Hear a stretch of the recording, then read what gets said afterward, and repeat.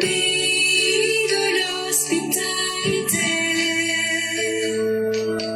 tes légions remplies de vaillance, de relever ta dignité.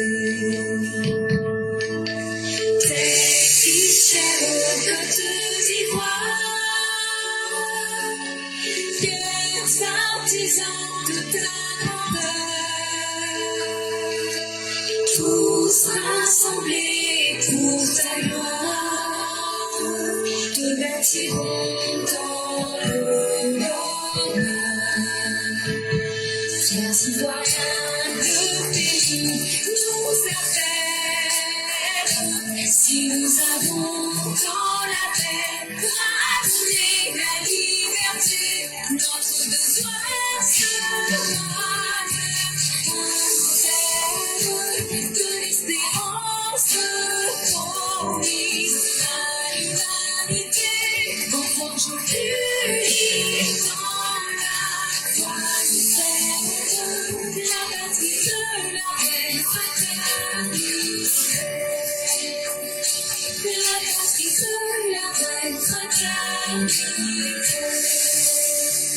La patrie de la reine fraternité.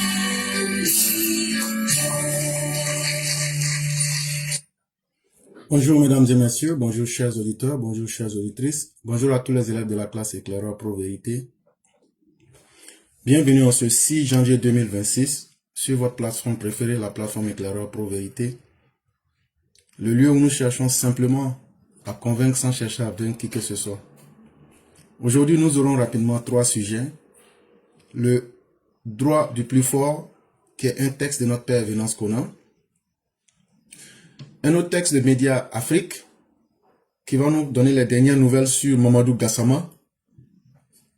Et le premier texte, c'est un rappel sur le contentieux électoral qui est relatif aux législatives. Donc, chers parents, aujourd'hui, on sera très rapide. Les sujets, il n'y en a pas assez. Seulement, on va faire quelques rappels et laisser rapidement la parole aux uns aux autres. Et s'il est possible aussi, des gens qui voudraient poser des questions, on va aussi vous permettre de le faire rapidement et fermer le direct. Et donc, dans le premier sujet, c'est que les uns les autres doivent savoir. Je vous avais dit que après les élections, il y a un moment pour le contentieux. Et après les contentieux, vient la période des examens des requêtes par le Conseil constitutionnel. La période de la réception des requêtes liées au contentieux électoral des élections législatives ivoiriennes du 27 décembre 2025 a pris fin le lundi 5 janvier 2026 à minuit selon la période indiquée par le Conseil constitutionnel ivoirien. Donc comme je vous l'avais dit avant, c'est à partir du 5 janvier 2026, tous ceux qui avaient quelque chose à reprocher aux résultats dans leur circonscription ou bien qui avaient des remarques à faire, toutes ces personnes-là devraient les déposer. C'est cette période-là qu'on appelle la période de contentieux.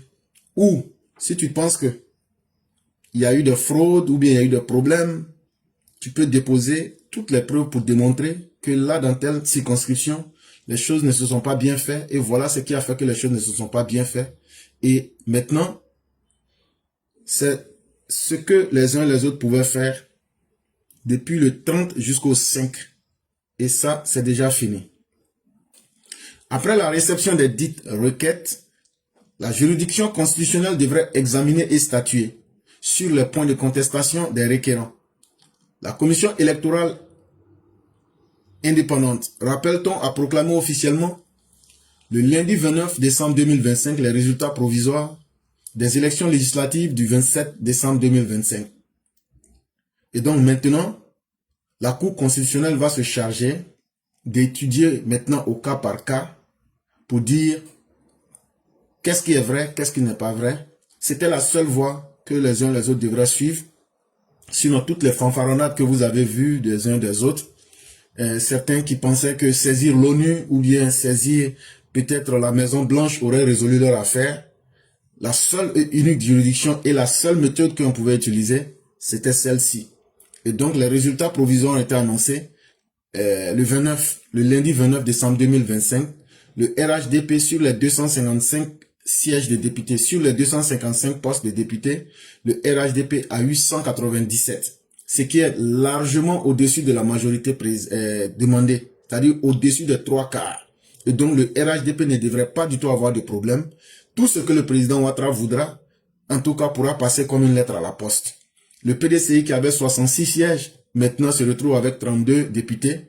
Les indépendants qui étaient 4 au départ se retrouvent aujourd'hui 23.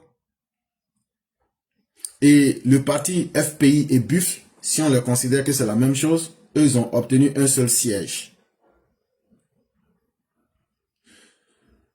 Et donc, mesdames et messieurs, le deuxième sujet, c'est aussi un rappel. Le député malien Mamadou Gassama vers une condamnation par la justice ivoirienne. Dans seulement 72 heures, le député malien membre du Conseil national de transition, Amadou Hawa Gassama, sera renvoyé devant la juridiction correctionnelle par le doyen des juges d'instruction de première instance d'Abidjan Plateau. Et donc, le député malien, qui était familier des exubérances verbales, ça veut dire qu'il était un professionnel dans insulter mal là, et puis parler mal là. Et il était devenu un pourfendeur des plus zélés de la Côte d'Ivoire. Il était devenu quelqu'un qui sabotait la Côte d'Ivoire avec sa bouche. Pourtant, lui-même, sa famille vivait en Côte d'Ivoire.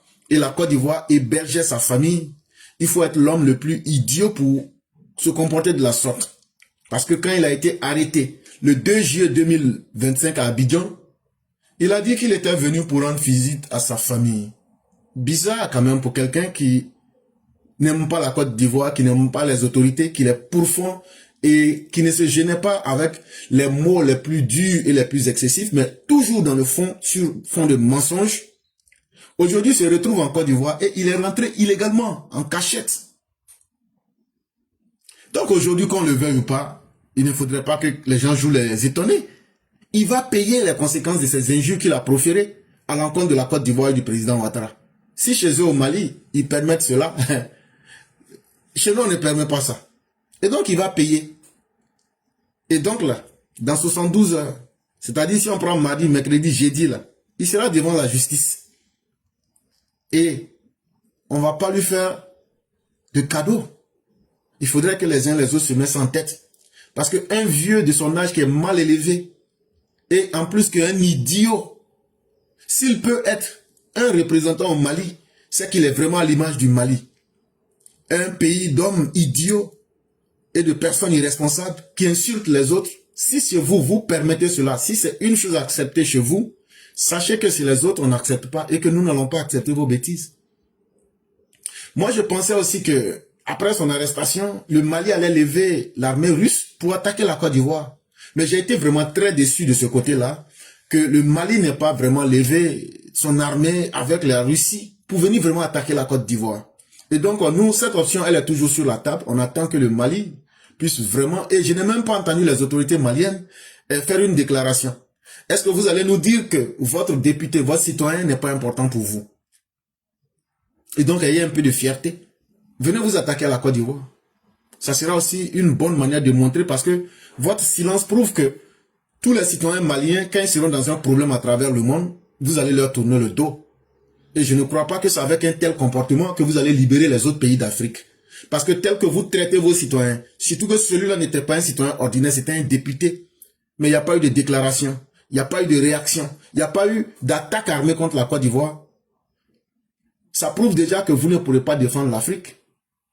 Ça prouve déjà que votre révolution pour ramener l'Afrique dans la soi-disant dignité que vous dites ne sera pas un fait. Ce n'est que du mensonge. Sinon, qu'est-ce que vous attendez pour faire une déclaration? Qu'est-ce que vous attendez pour poser une action? Qu'est-ce que vous attendez pour entrer en guerre contre la Côte d'Ivoire pour qu'on sache que vous serez capable, après avoir libéré le Mali, de prendre la même décision pour libérer toute l'Afrique? Donc, à un temps, il faut arrêter de mentir aux Africains. Le troisième sujet, comme je l'ai dit, aujourd'hui, il n'y a vraiment pas grand chose à dire. Donc, pour ne pas perdre le temps, on tombe directement au troisième et dernier sujet, le droit des plus forts. C'est un texte de notre père Venance Kona. L'année nouvelle a commencé avec l'arrestation du président vénézuélien Nicolás Maduro par les États-Unis le samedi 3 janvier 2026. Plusieurs voix se sont levées dans le monde pour dénoncer ce que certains ont appelé la mort du droit international et son remplacement par celui du plus fort ou la loi du Far West. Chers parents, le 3 janvier, c'était le samedi passé, quand on s'est réveillés tous, on a été surpris. Et dans cette surprise-là, certains ont été choqués, certains ont été très heureux, certains sont restés observateurs de la situation, en essayant de toujours regarder les choses sans se laisser pénétrer pour dire la réalité de ce que notre monde est. Et moi, je me retrouve dans cette troisième catégorie pour dire que les faits, les événements, ça ne me fait ni chaud ni froid, mais ça me permet de regarder la nature du monde et de me poser des questions. Est-ce qu'en vérité, la nature humaine a changé? Et donc, qu'est-ce qui peut être plus surprenant encore sous le soleil dans lequel nous sommes? Voilà que le 3 janvier, quand on se réveille, en tout cas Nicolás Maduro est aux mains des Américains. Il est arrêté. Tout le monde connaît les raisons. Et chacun peut dire ce qu'il a à dire. Chacun a raison. Mais il y a des réalités là. À l'instant où vous êtes là, je peux vous demander, tapez sur Google, là où vous êtes actuellement, tapez sur Google le salaire minimum au Venezuela. Si vous tapez le salaire minimum au Venezuela, je crois que votre surprise sera désagréable. Le salaire minimum au Venezuela est de 5 000 francs CFA. C'est-à-dire, Nicolás Maduro, ceux qui l'aiment là, c'est vous que j'interpelle. Ceux qui ne le connaissent pas, c'est vous que j'interpelle. Un pays qui est un scandale des hydrocarbures, un pays qui a un des réserves de pétrole les plus énormes au monde, un pays qui est rempli de gaz, un pays qui est rempli d'or, un pays qui est rempli de matières premières. Ce pays-là, pour vous dire la vérité, même dire 5 000 francs, c'est être généreux. En réalité, quand tu tapes, selon le cours du jour, là, c'est 0,94 $. Ça veut dire 4 800, 4 700. C'est ça que le salaire minimum, c'est-à-dire le salaire d'un homme en un mois. Pour ce que je viens de vous dire de ce pays-là, même vivre au Mali est mieux que d'aller vivre au Venezuela. C'est-à-dire le salaire minimum là, c'est-à-dire le salaire d'un homme en un mois là, le salaire minimum là-bas, Abidjan, en Côte d'Ivoire là, c'est 75 000 là. Pour eux là, 75 000 par mois en Côte d'Ivoire là. Pour eux, c'est 5 000. Ça vaut même pas 5 000 même. Hier, quand moi j'ai regardé, c'était 0,94 $. Vous savez, le salaire minimum en un mois là, c'est 1 $. C'est vrai, la qualité du pétrole qu'ils ont, ce n'est pas la meilleure qualité au monde. Mais il y a des pays qui n'ont pas ça, mais qui essaient de s'en sortir et qui donnent un mieux-être à leur population. Le pétrole qu'ils ont là, c'est un pétrole qui est lourd. Et donc pour exploiter, c'est difficile. Et en même temps encore, si tu veux exploiter, on appelle ça le pétrole brut, lourd. C'est un pétrole là. Si tu prends la stratégie qu'on utilise, sur chaque baril là, tu ne peux récolter que 20%. Ça veut dire que le pétrole là, il n'est pas de très très bonne qualité. Et qu'est-ce que les Américains ont fait? Les Américains disent, c'est vrai, votre pétrole n'est pas de bonne qualité, mais nous allons développer un matériel avec des raffineries. Là où sur un baril, on ne peut récupérer en réalité que 20%, les Américains sont venus au Venezuela, ils ont installé des dispositifs avec des centrales de raffinement et sur chaque baril, ils arrivent à extraire 70%. Bon, c'est ce qu'on dit aux Africains là. L'Afrique est riche, l'Afrique est riche là. Bon, le pétrole vénézuélien là, si c'est pas les Américains là, personne ne peut l'extraire et peut avoir un bénéfice dessus. Si ce pétrole là, il est là, les Vénézuéliens eux-mêmes ne peuvent pas l'extraire. Les Vénézuéliens n'ont pas la technologie. Les Américains viennent, ils disent, votre pétrole là, c'est nous seuls, on a la technologie. Sur chaque baril là, au lieu que quelqu'un vienne exploiter pour que vous ayez seulement 20% là, nous on peut venir exploiter jusqu'à hauteur de 70%. On peut améliorer la qualité et comme ça on va vous aider avant Hugo Chavez, ils disent il n'y a pas de problème, tout fonctionne bien. Les Américains installent tout ce qui est comme plateforme pétrolière. Ils font le travail. Bien avant l'époque de Hugo Chavez, jusqu'à arriver à Nicolas Maduro, les Vénézuéliens vivaient très bien. Parce que les dirigeants qui étaient là, les gens disaient qu'ils étaient corrompus, mais au moins les Vénézuéliens vivaient très bien. Quand Hugo Chavez vient, ils commencent leurs histoires de révolution. Ils font du tohu-bohu partout. Mais, il faut le reconnaître, Hugo Chavez, lui au moins, l'argent du pétrole et des ressources du Venezuela, là, il a pris pour construire beaucoup d'écoles. Il a pris pour construire beaucoup de logements sociaux. Et il a pris l'argent pour aider les populations.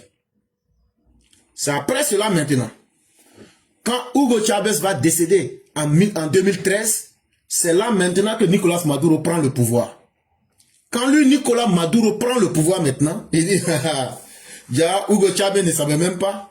C'est Hugo Chavez. Mais quand tu prononces en espagnol, Hugo Chavez. Donc maintenant, Hugo Chavez dit, Nicolas Maduro dit, mais Hugo Chavez, toi tu étais un idiot.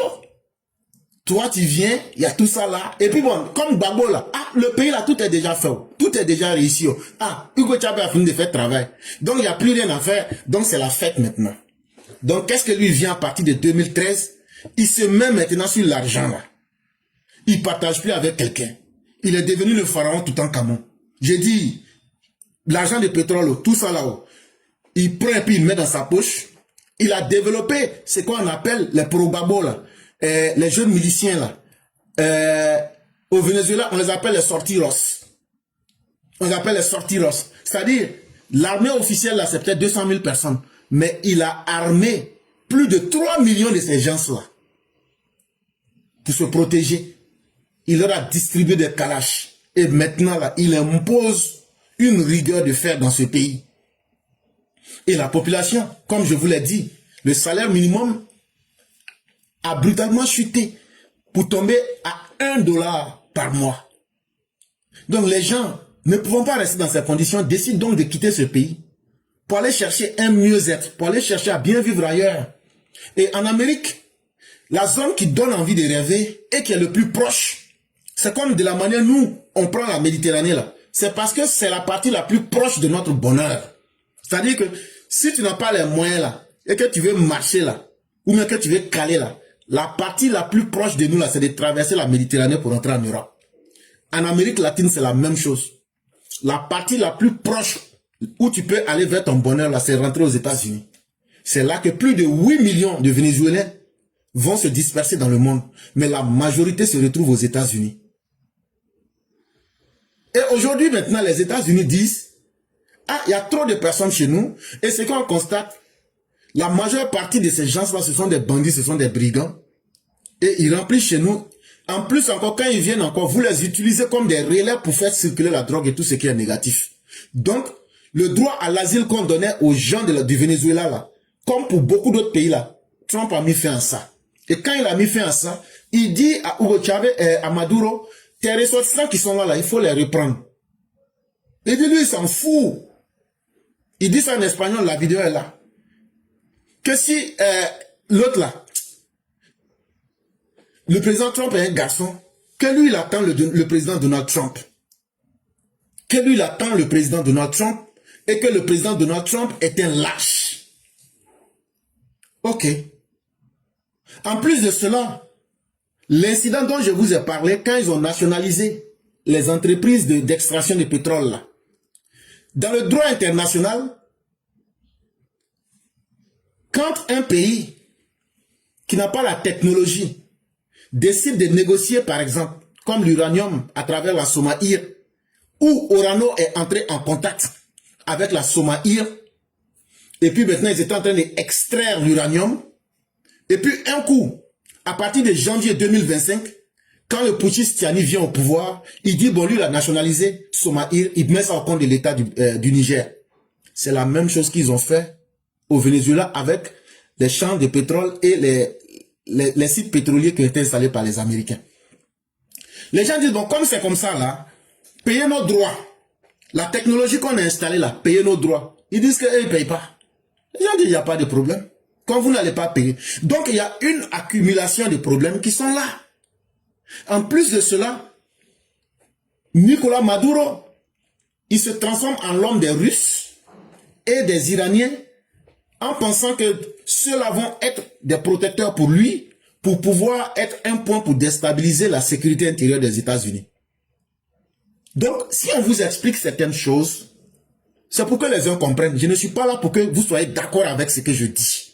Et je le dis, prenez le temps d'aller vérifier ce que je dis. Maintenant, là, je ne suis pas là pour que des gens soient d'accord. Je ne suis pas là pour que les gens ne soient pas d'accord. Je suis là pour mettre les faits, pour les exposer.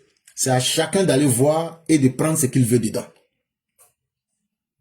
Et là, maintenant, quand maintenant les États-Unis réagissent, on voit certains qui nous rappellent que le droit international est bafoué, qu'aujourd'hui le droit international est remplacé par la loi du plus fort, ou même la loi du Far West. Mais c'est bien beau.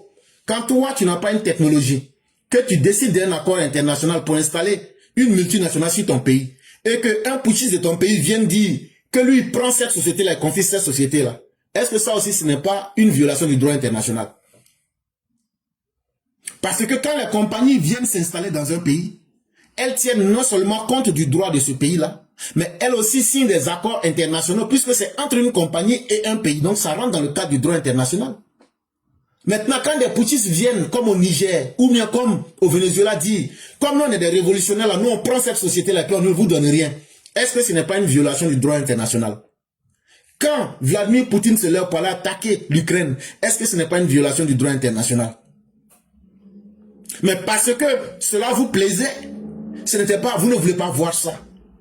En réalité, là, ce que Trump a fait là, oui, c'est une violation du droit international. Oui, c'est la loi du plus fort. Mais c'est ce que la Russie a fait en Ukraine. C'est ce que Tiani a fait avec Orano. Orano qui est une société d'État française qui rentre en contact avec les autorités légales du Niger pour signer des accords pour extraire l'uranium. Un matin, après un coup d'État, Tiani dit, bon, moi je prends la société même, je la nationalise, mais je ne dédommage pas Orano. Et je vais vendre encore l'uranium. Ça là, c'est une violation du droit international. Et donc là, on ne pourra pas faire deux poids, deux mesures pour dire comme les autres là, je les aime là.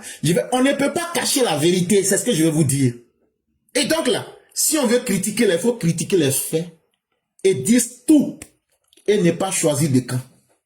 Sinon, vouloir jouer à la politique de l'Autriche pour essayer de favoriser un ou bien essayer de se tirer la couverture, ça ne marche pas. Ça a toujours été dans tous les cas le droit international qui a été bafoué. Quand Laurent Gbagbo signe des accords internationaux à partir de l'ONU, que l'ONU va certifier les élections et qu'il ne les respecte pas, c'est une violation du droit international. Ça aussi, il faut le rappeler.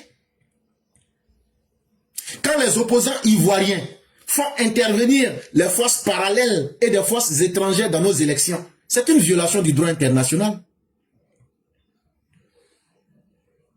Et ces faits-là, il faut être capable.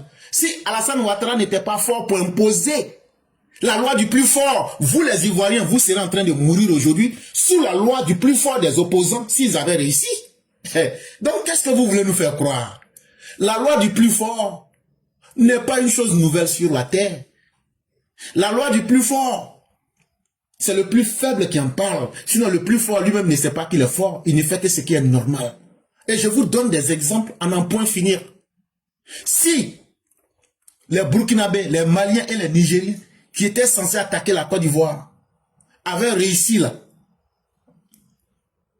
c'est vous les Ivoiriens là, aujourd'hui là, qui avez supporté Alassane Ouattara par aux élections là, c'est vous qui allez crier à l'injustice. Parce qu'ils allaient appliquer la loi du plus fort. Mais pour eux, ils allaient appeler ça la justice. Mais c'est parce que Alassane Ouattara aussi n'est pas un homme faible. Certes, il est seul, mais il est fort. Il a pu imposer sa loi. Et donc là, c'est ce qui a fait qu'aujourd'hui, la Côte d'Ivoire en paix, la Côte d'Ivoire en stabilité. Et s'il n'était pas fort, il ne serait pas capable de faire ça. Et s'il n'était pas capable de faire ça, vous là, vous ne serez pas vivant aujourd'hui. Donc venez me dire que la force que Alassane Ouattara là, venez me dire que c'est pas bon. si Alassane Ouattara n'était pas plus fort que l'axe du mal qui devrait nous attaquer pendant ces élections-là, est-ce que vous seriez là aujourd'hui en train de m'écouter? Est-ce que vous seriez là aujourd'hui pour avoir l'esprit tranquille? Mais c'est comme ça que le monde est. Et ça n'a pas changé. J'aimerais savoir ce qu'il y a de nouveau sous le soleil des relations internationales. Depuis quand le droit international a-t-il été autre chose que celui du plus fort? Au XVe siècle, les Européens ont découvert une terre qu'ils ont appelée Amérique. Ils y ont trouvé des êtres humains et beaucoup de richesses. Comme s'ils étaient des chrétiens, ils ont discuté pendant de longs mois avec Valladolid en Espagne pour savoir si ces êtres qu'ils avaient baptisés les Indiens, entre guillemets, avaient une âme ou non. L'enjeu était de savoir si l'on pouvait les réduire en esclavage. À la fin de ce que l'on appelait la controverse de Valladolid, on conclut qu'ils avaient bel et bien une âme et qu'il ne fallait donc pas les réduire en esclavage. On décida donc de les massacrer, très chrétiennement, pour les déposséder de leurs terres et on importa en masse des Africains sur des terres pour servir d'esclaves. Parce qu'ils étaient entendus que cela ne pouvait pas avoir d'âme. Donc, on va bien vous dire l'histoire de ce monde pour que ceux qui sont choqués se souviennent. Hey, ce monde-là, les choses changent.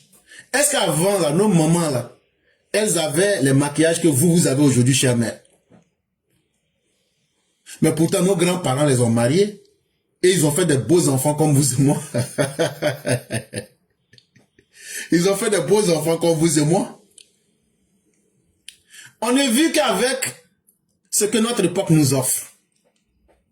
Aujourd'hui, avec le maquillage et autres, toutes nos femmes sont belles. Mais on les aime comme ça. Parce que c'est comme ça que notre temps fonctionne. Mais l'être humain et ce monde-là a toujours fonctionné avec les règles des plus forts. Les plus faibles n'ont jamais dominé. Et la loi, vous ne pouvez jamais me donner dans l'histoire de ce monde-là, depuis l'époque d'Adam et Ève, jusqu'à aujourd'hui, où les plus faibles ont imposé une loi. Venez me montrer dans un pays où la loi des plus faibles s'est imposée aux plus forts.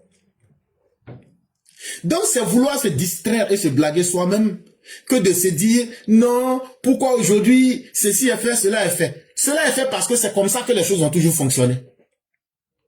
Le droit international, là, c'est bien sûr la loi des plus forts. Vous voulez des exemples encore?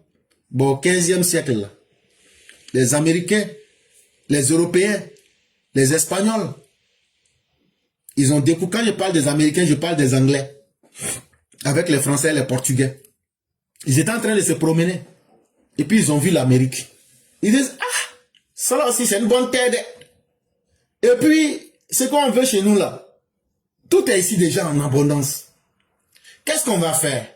Ils disent, non, non, non, attendez d'abord. Mais on voit des gens, ils portent des feuilles, ils ont des habits et puis ils ont les nez percés, tout. Bon, vous savez, on va les appeler les Indiens. Ok. Ils sont retournés, ils sont allés demander à l'église catholique.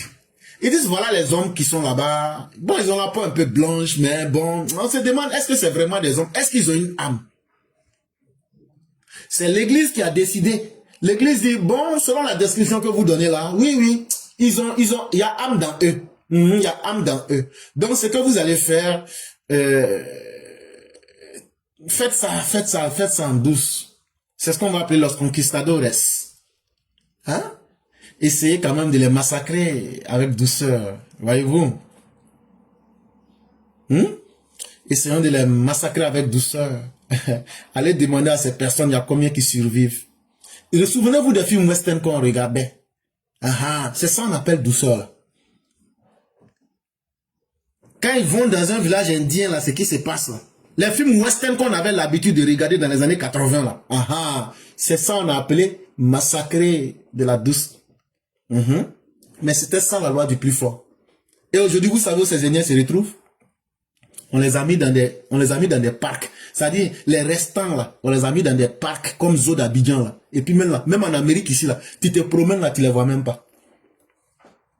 Le petit restant là, tu te promènes même, tu ne vois pas. Tu dois te déplacer pour aller les regarder comme dans Zoo. Et quand ils ont fini, ils ont pris les terres. Ils ont pris toutes les richesses. Et après, maintenant, ils se sont dit, mais on aura besoin que des gens viennent mettre en valeur cette terre. Et les meilleurs prototypes qu'on a trouvés, c'est toi et puis moi là qu'on a trouvé. On dit, eux là, eux ils sont noirs. Et puis quand tu les regardes, donc eux là, eux n'ont pas d'âme. C'est l'église qui leur a dit ça. L'église catholique là. C'est l'église catholique là qui leur a dit ça. Que l'homme noir n'a pas d'âme. Donc vous pouvez les utiliser. Et le monde a fonctionné avec ça sur plusieurs siècles. Que l'homme noir n'a pas d'âme. Donc on peut l'utiliser comme on utilise un âne. On peut l'utiliser comme on utilise un bœuf. On peut l'utiliser comme un objet. Allez lire le code de l'esclavage. Où l'homme noir n'était qu'un bien meuble. C'est-à-dire, l'homme noir était considéré, une table même était mieux considérée que vous. On a vécu dans ça. Et ça là, si tu ne connais pas, que tu te laisses aujourd'hui choquer par les événements là, entre des blancs là, faut te dire, quand ils vont arriver sur toi le noir là, est-ce que ça ne sera pas plus brutal que ce qu'ils ont fait à Maduro? Au lieu de t'apitoyer sur quelque chose que tu ne maîtrises pas, il serait mieux que tu t'apitoies sur toi-même et de savoir où mettre les pieds. Parce que ça c'est d'abord entre eux les blancs. Maintenant quand ils vont venir vers toi le négrion là, quand ils vont te rappeler que tu n'as pas d'âme là, tu vas voir que même ce qu'ils ont fait à Maduro là, c'était petit.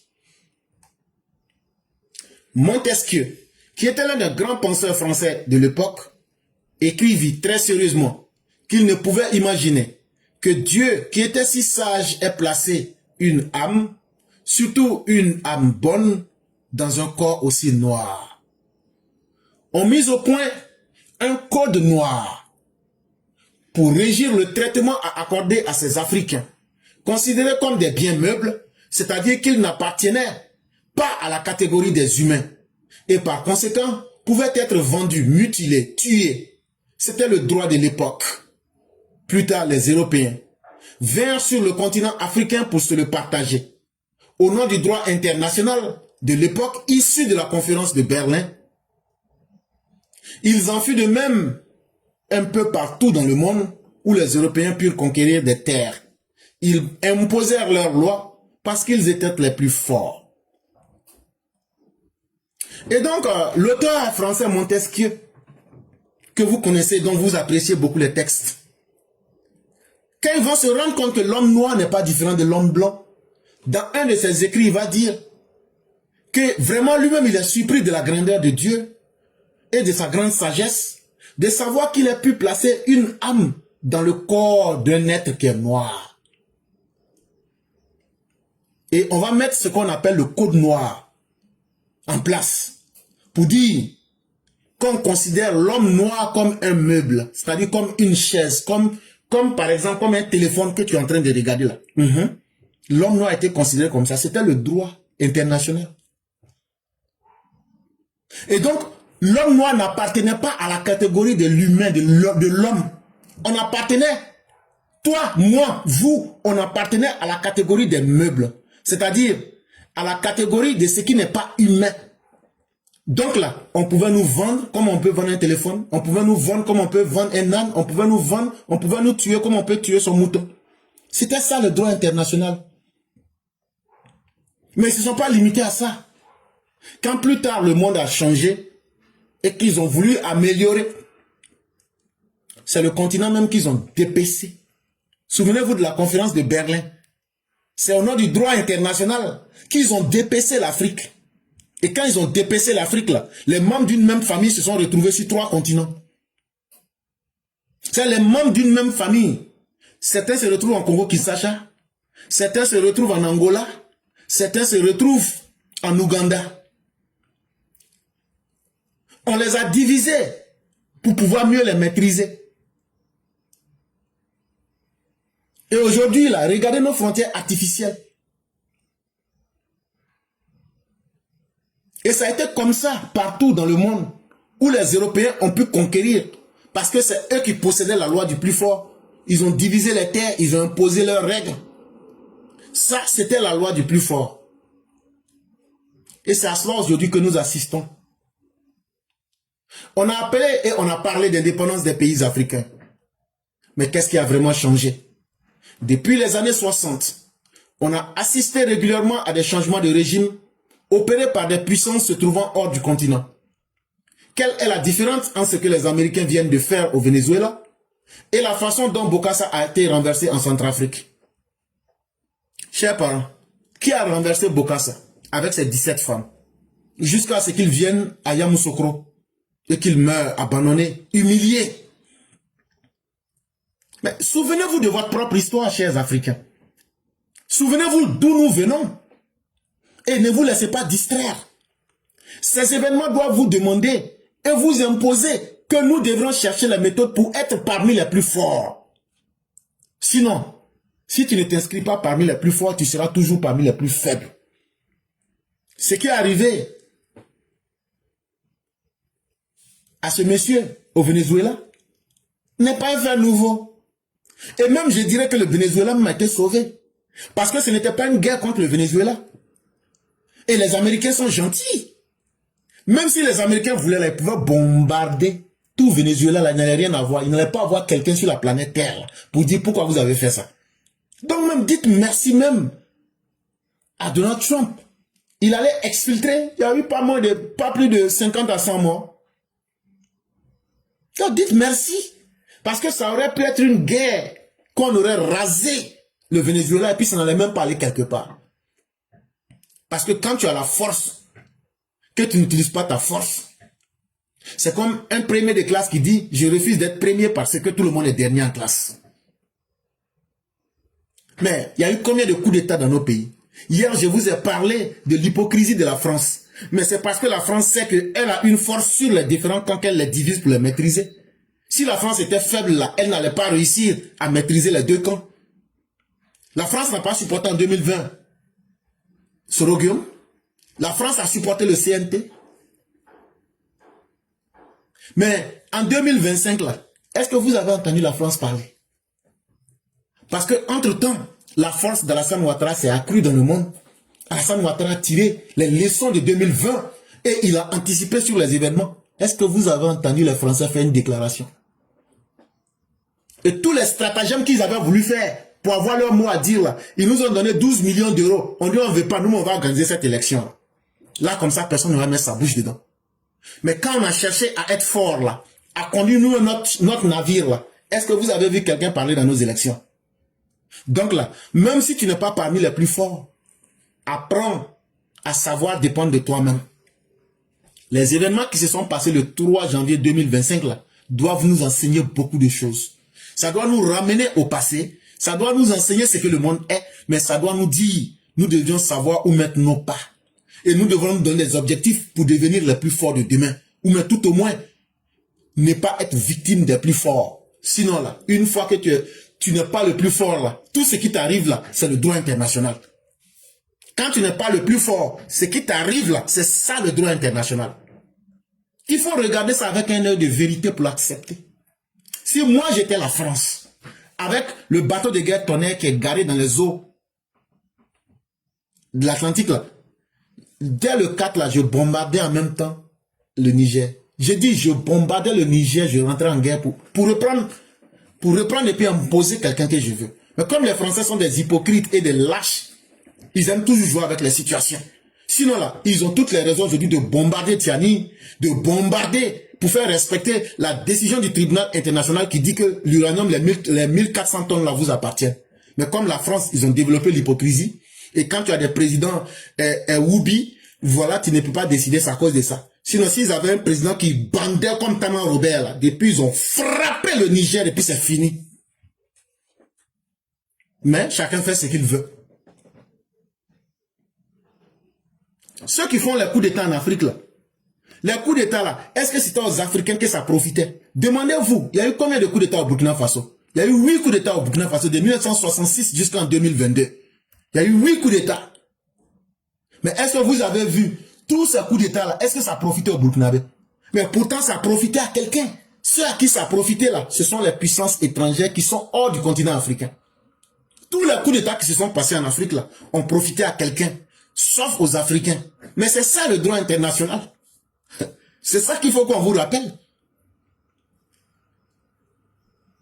Ce n'est pas la première fois que les Américains vont renverser et arrêter un chef d'État en Amérique latine, leur jardin intérieur ou ailleurs? A-t-on oublié ce qui est arrivé à Saddam Hussein ou à Kadhafi? L'ex-URSS a pendant longtemps régenté la vie politique de l'Europe de l'Est qui était sous sa coupe. Ce que aujourd'hui l'Amérique a fait là, c'est ce que la Russie faisait aux pays de l'Europe de l'Est.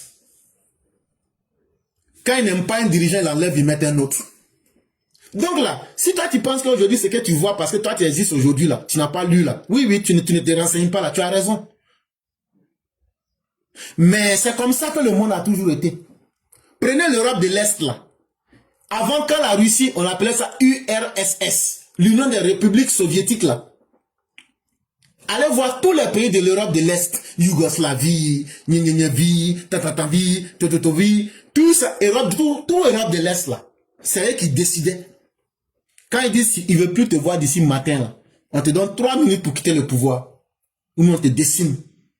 Mais si l'Amérique vient nous rappeler que cette règle est toujours en vigueur, et que chacun dans son carré peut faire ce qu'il veut. Si toi ça te choque, c'est parce que tu es faible et tu recherches la justice. Et ce que toi tu appelles justice, c'est que les plus forts arrêtent d'exercer leur force pour toi te faire plaisir. Le monde n'a jamais fonctionné comme ça. Et si tu penses comme ça, tu es en train de te berner toi-même. Donald Trump n'a rien inventé. Hey, Donald Trump là, il n'a rien inventé de nouveau. Il n'a rien fait qui soit mal. Il n'a fait que nous rappeler ce que le monde était en train de faire semblant d'avoir oublié. Il fait ce que tous ses prédécesseurs ont fait. Et ce que de nombreux chefs d'État européens ont aussi fait. Chacun a son style. Et qu'ils continueront de faire. La différence avec Donald Trump est qu'il est sans filtre. Il ne triche pas. Il avait dit qu'il convoitait le pétrole vénézuélien. Il n'a pas caché sa joie d'y avoir mis la main. Il a aussi dit qu'il veut le Groenland et le Canada. Il les prendra. Et ça pour de vrai. Un général français n'a-t-il pas dit récemment que l'Europe ne peut pas accepter de voir ses portes au continent africain? Avec sa très forte démographie et ses richesses échappées à son contrôle. Et il a été question dans de nombreux débats en Europe de recoloniser l'Afrique. Ne nous berçons plus d'illusions. Si la nécessité impose à l'Europe de revenir à nouveau coloniser directement l'Afrique, elle le fera sans aucun état d'âme. Chers parents, c'est parce que vous, moi, on est faibles, on est des lâches, qu'on est en train de se plaindre. Le pouvoir que Donald Trump a, le pouvoir que les plus forts ont, si on vous donne le même pouvoir, vous n'allez plus réfléchir de la même manière. Arrêtons d'être des hypocrites. Acceptons notre condition. Mais je vais encore vous rappeler ce que le monde est et ce que le monde même pourra être. Ce que Donald Trump a fait, c'est ce que tout le monde a toujours fait. Les Européens même font ça toujours. Il y a eu combien de génocides sur le continent africain? Mais ce n'étaient pas les Américains qui l'ont fait. Ce sont les Européens qui l'ont fait. Souvenez-vous, allez un peu dans l'histoire de l'Afrique. Tapez les génocides en Afrique. Vous n'allez pas voir que ce sont les Américains qui l'ont fait. Mais est-ce que l'arrestation d'Hugo Chavez là, de Maduro là, est-ce que ça c'est plus choquant que les massacres des peuples en Afrique qui ont été réalisés par les Européens au nom de la colonisation, au nom du fait qu'ils sont en train de nous apporter la civilisation? Vous dites que vous voulez donner ce qui est bien à quelqu'un, mais vous décimez complètement la population. Mais c'était ça le droit. Ce qui peut vous choquer là, c'est que Donald Trump là, lui il fait ça sans vaseline. Il est propre dans ce qu'il fait et il frappe là où il faut, il ne triche pas. Est-ce qu'il a caché à quelqu'un? Il dit, je veux le Venezuela. Au-delà de tout ce que les gens veulent dire là, oui, le pétrole Venezuela, je veux ça. Mais c'est mieux de nous dire ça. Plutôt que de dire non, il y a arme de destruction massive, et puis maintenant on bombarde pour le même résultat. Lui, il a été clair, il a été franc, et moi j'aime ça. C'est que vous oubliez, il dit, il va frapper la Colombie, il va frapper le Groenland, il va frapper le Canada. Il n'a pas caché. Maintenant la question c'est quand et comment ça va se passer. Sinon à dire qu'il ne va pas le faire, n'hésitez pas. Sauf si son mandat fini. Donc les pays qui ont été cités là, il ne s'agit plus de dire qu'est-ce qu'on a fait. Non, mais c'est comment vous allez négocier maintenant pour vous en sortir. Est-ce que ça va se passer dans la négociation, mais dans la violence? C'est à cela qu'on en est maintenant. Bon, vous les Africains, vous ne connaissez pas Groenland, vous ne connaissez pas Canada, c'est pas grave. Mais vous connaissez au moins Afrique. Est-ce que vous savez que actuellement, en 2025 là, l'Europe là, tout est en train de se gâter là-bas. La population est vieillissante. L'économie est en train de s'effondrer. Et aujourd'hui là, l'Europe même son existence est menacée. La Russie veut attaquer l'Europe de l'Ouest. Vous savez ce qu'ils ont fait? Ils disent si les choses se passent mal pour nous et qu'on n'atteint pas nos objectifs, est-ce qu'il ne serait pas mieux de recoloniser l'Afrique? Bon, en 2025 là, la question est en train d'être étudiée par les Européens. Est-ce qu'il ne faut pas recoloniser votre Afrique là? Vous êtes assis en train d'ouvrir vos bouches, que vous avez payé, vous avez gna vous avez gna là. Actuellement, en 2025 là, ils sont en train de se dire, tel que les choses se passent pour nous, si ça reste comme ça là, on sera obligé d'annexer l'Afrique et de recoloniser les couillons que vous et moi sommes. Ça là, quand ils vont nous recoloniser directement en Afrique là, est-ce qu'ils vont penser à Dieu? Est-ce qu'ils vont penser à la loi du plus fort, du plus faible? Asseyons-nous et regardons la suite. Que les Africains qui attendent que le reste du monde vienne les aider à se développer le comprennent pour une bonne fois. Lorsqu'on a mené leurs ancêtres en Amérique comme esclaves, ce n'était pas pour les aider. Lorsqu'on était venu les coloniser, ce n'était pas non plus pour les aider. Et aujourd'hui comme demain, personne ne viendra nous aider. Et le moment est certainement venu pour les Africains de réfléchir maintenant à des stratégies qui leur permettront de sortir de leur misère, en tenant compte des rapports de force dans le monde. Dans d'autres pays du monde, on a connu la colonisation, on a connu l'humiliation, mais ils sont devenus des grandes puissances respectées aujourd'hui. Chers Africains, quand les Blancs sont venus, et puis ils ont commencé à nous chasser, et puis ils ont pris les gens comme esclaves là, mais ils ont dit que c'était pour la bonne cause. Ils ont dit que c'était pour nous aider. Quand les Blancs sont venus, et qu'ils ont transformé nos ancêtres en esclaves en Amérique là, ils disent que c'était pour nous aider. Quand les Blancs sont venus pour nous imposer la colonisation, ils disent que c'était pour nous donner la civilisation. Quand les Blancs sont venus pour nous imposer leur religion, ils disent que c'était pour sauver nos âmes. Parce qu'avant là, ils ne nous donnaient même pas une âme. Avant, le noir était considéré comme un être, comme un meuble qui n'avait pas d'âme. Mais quand ils ont accepté que nous avons une âme, ils ont trouvé qu'ils avaient une mission de nous civiliser. Ils nous ont donc accordé une âme. Et donc c'est avec leur religion qu'on va rentrer dans leur paradis. Et pour ça, là, ils ont effacé la religion de toi, tes ancêtres, pour imposer leur religion. Et aujourd'hui, là, toi-même, là, tu fonctionnes avec leur paradigme, et leur paradis et leur enfer. Ça, là, c'est pas la loi du plus fort. Hein. Même dans ta vie après la mort, là, c'est eux qui décident de ton destin. Ça, encore, c'est pas la loi du plus fort pour toi. Donc toi, tu n'étais pas civilisé. Quand ils sont venus te trouver, tu n'avais aucune culture. Mais eux, ils disent que c'est pour eux qui étaient bien. Ils t'ont imposé ça. Aujourd'hui, tu portes habit, tu parles leur langue. Ça ne t'a pas choqué. La langue française que tu parles là, la langue dans laquelle tu es en train de m'écouter là, toi tu comprends ça, mais ta langue du village là tu comprends pas, ça ne te choque pas. C'est parce que l'autre a été plus fort que toi qu'il t'a fait oublier ta langue maternelle. Et ça ne te choque pas. C'est l'arrestation de Maduro qui te choque. Toi qui n'arrives pas à parler ta propre langue maternelle, parce que quelqu'un te l'a imposé. Est-ce que c'est avec la faiblesse qui t'a imposé? La force n'est pas seulement la force brute, la force se trouve aussi dans l'intelligence, de convaincre l'autre à me suivre. Ça s'appelle la force douce. Voilà dans quoi tu vis aujourd'hui.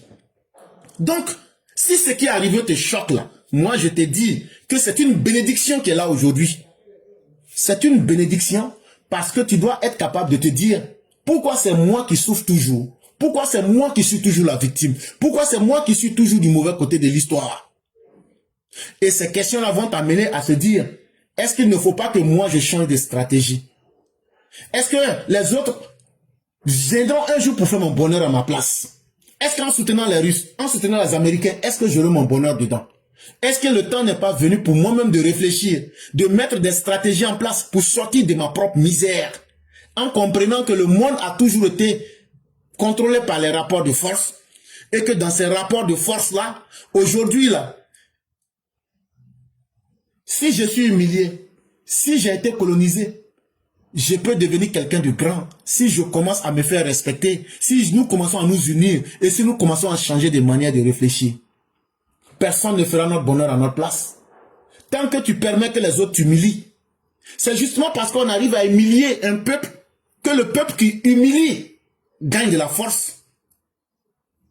Tant que tu acceptes que les autres marchent sur toi, tu permets que le droit international tel qu'il est, la loi du plus fort, puisse être une réalité. C'est parce que vous les faibles, vous acceptez d'être faibles.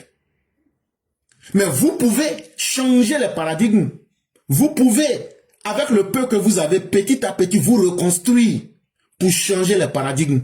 Si on veut que ce monde-là ne soit plus dirigé par la loi des plus forts, vous les plus faibles là, commencez déjà à enlever dans vos têtes que vous êtes des chasse-mouches, vous êtes des faire-valoir. Changez votre manière de penser. Commencez à vous unir. Commencez à travailler pour ne plus dépendre de quelqu'un. Et petit à petit là, quand vous serez indépendant et que vous n'allez plus dépendre de quelqu'un, on va voir si la loi du plus fort va continuer ou pas. La loi du plus fort continue parce que les plus faibles ne veulent jamais sortir de leurs conditions de plus faibles. C'est aussi cette vérité-là qu'il faut qu'on vous dise. Sur ce, je vous souhaite à tous une excellente année 2026, année de paix, de joie, de santé, et que le bonheur soit votre compagnon de tous les jours.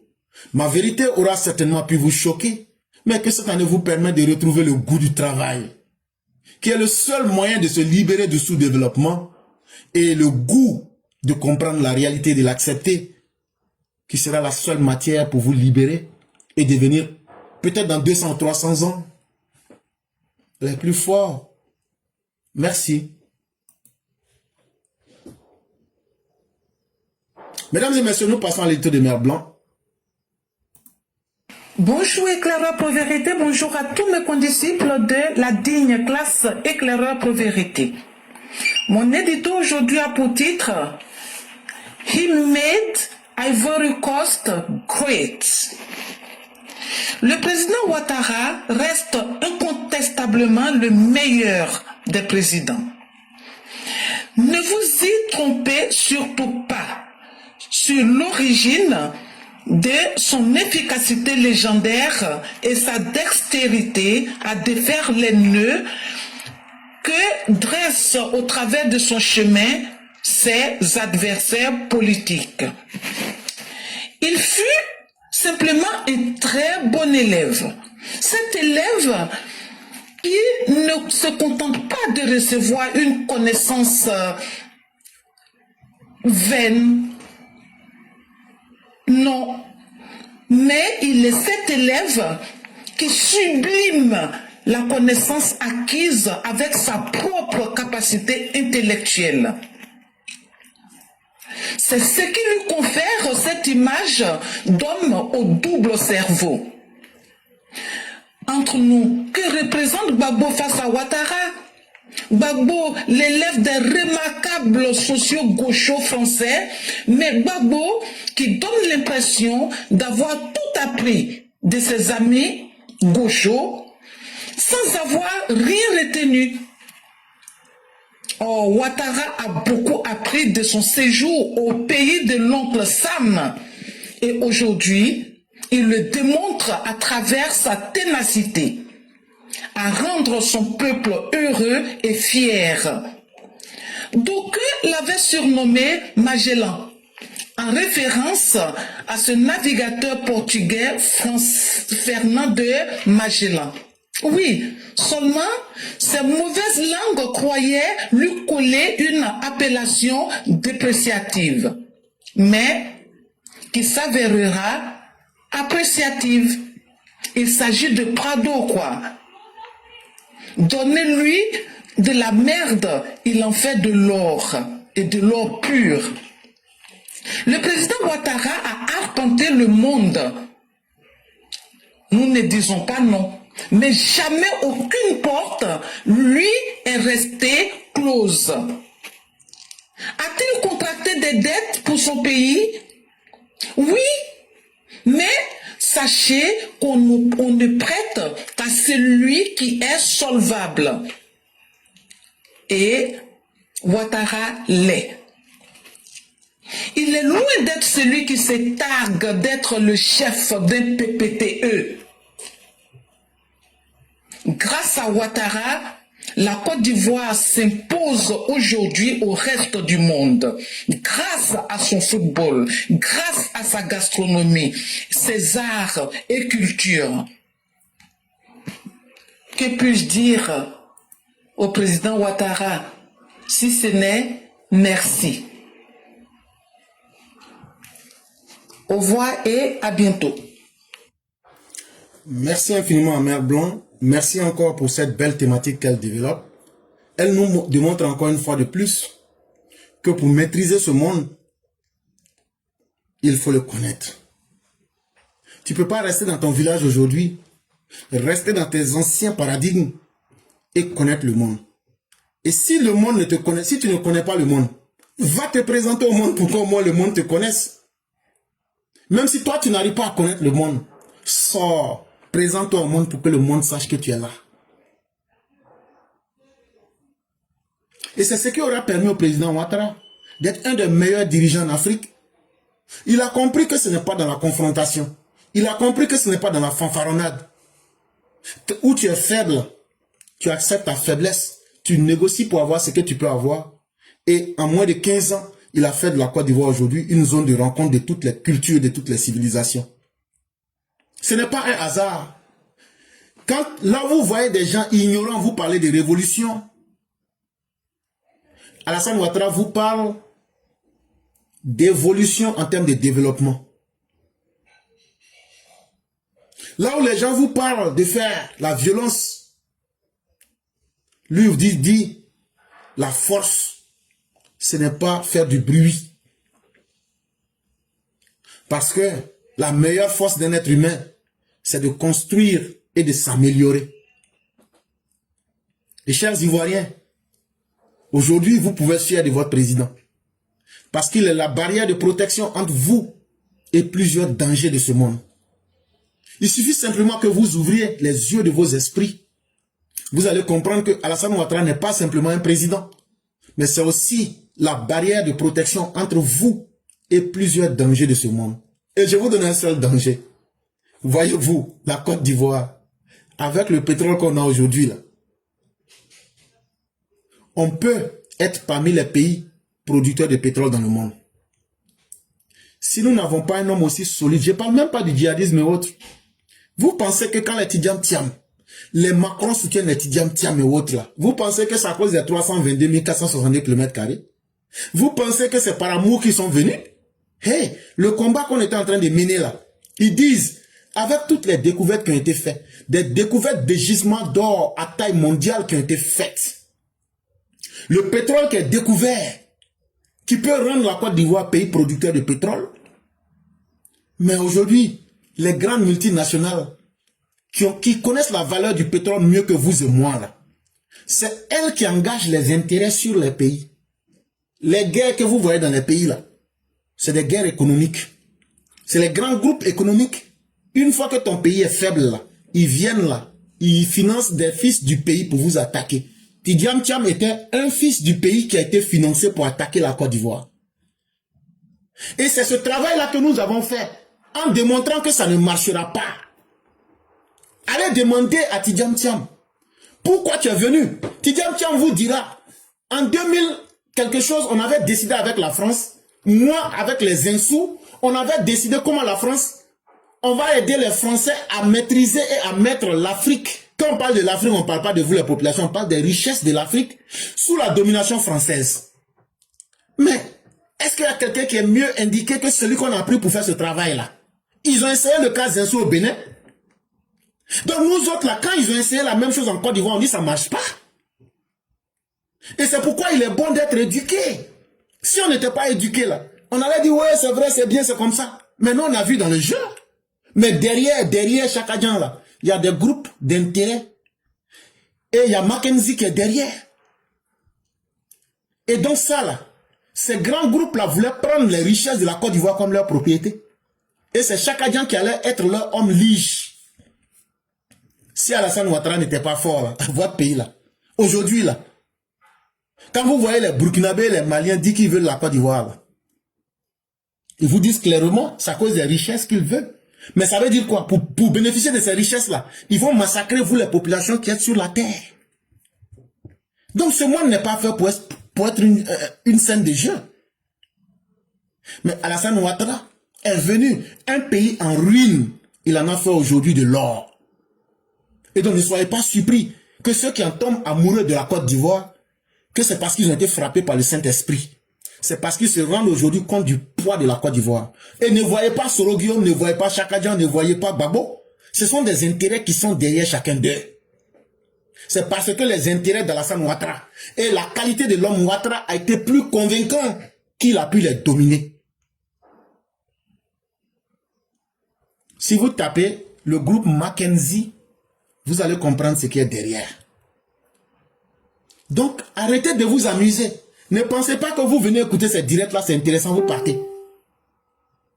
On vous donne des réalités profondes pour que vous compreniez comment le monde là fonctionne. Et c'est ce que Mère Blanc a fait ce matin. Pour nous dire, si on ne cherche pas à avoir des gens comme Ouattara là, notre destin sera toujours dans les poubelles. C'est à nous de faire les choix qu'il faut. C'est à nous d'ouvrir nos esprits. Et c'est à nous de nous adapter aux réalités du monde. Merci à tous ceux qui nous ont suivis. Nous avons 2 personnes qui se sont signalées. On va laisser une seule minute. Nous sommes à la 42e minute. On va laisser jusqu'à la 43e minute. S'il y a quelqu'un ou bien une personne qui souhaiterait prendre la parole, nous vous demandons de le faire le plus tôt parce que lorsqu'on est en semaine, on n'a vraiment pas du tout de temps. Et donc, au nom de cette réalité, nous vous demandons si quelqu'un voudrait bien s'exprimer, qu'il se signale jusqu'à la 43e minute pour qu'on puisse tenir compte de vous, vous mettre dans la liste de ceux qui veulent parler. Parce qu'une fois que ce temps-là est dépassé, même si vous appelez, on ne pourra pas vous prendre. Parce que j'essaie de faire mon temps et je n'accepterai pas du tout que quelqu'un soit en dehors du temps pour venir bouleverser mon temps. Et donc, si vous voulez prendre la parole, on fait le déroulé, ce qui est un temps suffisamment énorme pour quelqu'un qui se dit je vais prendre la parole. Après encore, on laisse un temps pour dire aux gens si vous voulez prendre la parole, on ne peut plus encore être plus généreux que ça. Un homme là, ce que tu ne peux pas donner là, faut pas te fatiguer. Donc, quand on annonce aux gens, voilà c'est le moment, il faut se signaler. Voilà la manière qu'il faut se signaler. C'est vraiment le dernier sacrifice que nous pouvons faire. Et c'est ce temps-là que nous pouvons permettre. C'est en fonction des gens qui vont se présenter que je peux savoir, ah voilà c'est tel nombre de minutes que vous pouvez prendre pour parler. Nous sommes à la 43e minute. Nous avons 4 personnes. Nous allons permettre 5 minutes à chacune des personnes de pouvoir s'exprimer. Et donc après, nous allons fermer le direct. Je dis merci à tous ceux qui nous ont suivis. Et que la grâce de Dieu demeure en chacun de nous.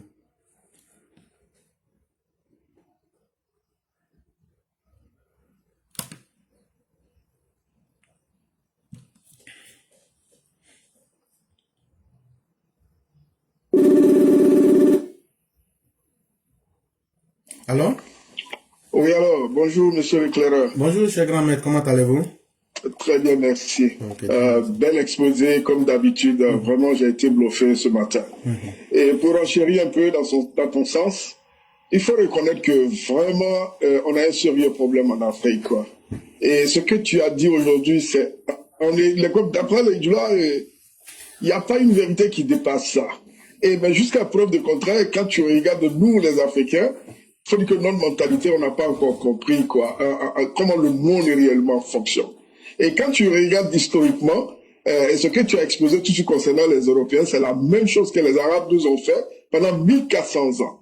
Et jusqu'à 1962, c'est là même que l'Arabie Saoudite a aboli l'esclavage. En 1962, tout près là. Après que Eleanor Roosevelt aille découvrir un marché d'esclaves en Arabie Saoudite et a fait un tapage autour de ça. Et c'est ce qui a amené l'Arabie Saoudite d'ailleurs à abolir l'esclavage. Pour dire que nous, les êtres humains, quand tu regardes dans le fond, en réalité, nous sommes dominés par ceux qui ont le rapport de force.